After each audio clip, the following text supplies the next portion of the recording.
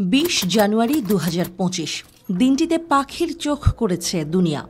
Donald Trump মার্কিন যুক্তরাষ্ট্রের ৪৭তম president হিসেবে শপথ নেবেন, কিন্তু তার শপথ অনুষ্ঠানের আমন্ত্রিত অতিথিদের তালিকা নিয়ে শুরু হয়েছে উত্তেজনা আর আলোচনা। চীন, ইতালি, আর্জেন্টিনার শীর্ষ নেতারা দাওয়াত পেয়েছেন, তবে ভারতের প্রধানমন্ত্রী নরেন্দ্র মোদি কেন নেই সেই তালিকায়? কি ঘটছে? চীনের প্রেসিডেন্ট শি জিনপিংয়ের নাম রয়েছে তালিকায়। চীন ভারত সম্পর্কের কথা মাথায় রেখে এই পরিস্থিতি কিভাবে সম্পর্কিত? কেন চীনকে আমন্ত্রণ কিন্তু ভারতকে নয়?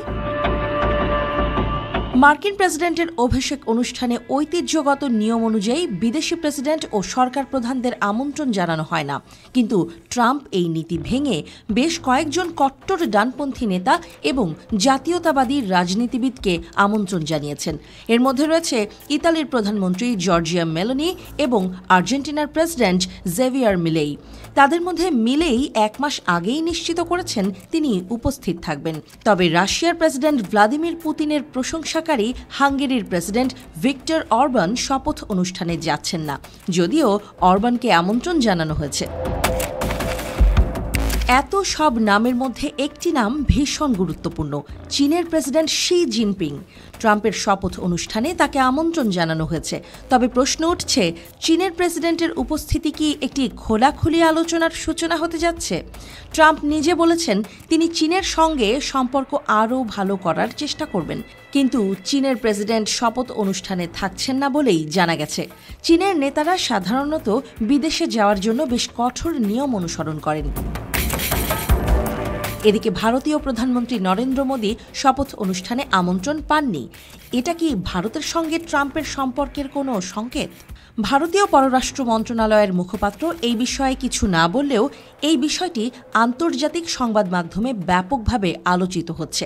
ট্রাম্পের সঙ্গে মোদির সম্পর্ক শক্তিশালী হলেও এই আমন্ত্রণ না পাওয়ার বিষয়টি একটু রহস্যময়।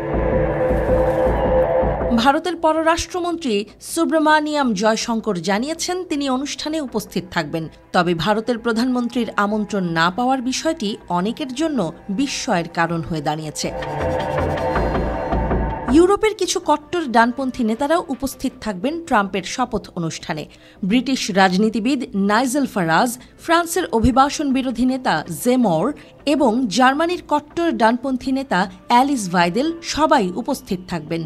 এদের মধ্যে অনেকেই প্রথাগত ইউরোপীয় রাজনীতির বিপরীতে নিজেদের অবস্থান তৈরি করেছেন। এর পাশাপাশি প্রযুক্তি উদ্যোক্তা ইলন মাস্ক, মার্ক জাকারবার্গ এবং জেফ বেজোসের মতো শীর্ষ ধনী ব্যক্তিরাও উপস্থিত থাকবেন। এবার সবচেয়ে চমকপ্রদ খবর, শপথের জায়গা বদলানো হয়েছে।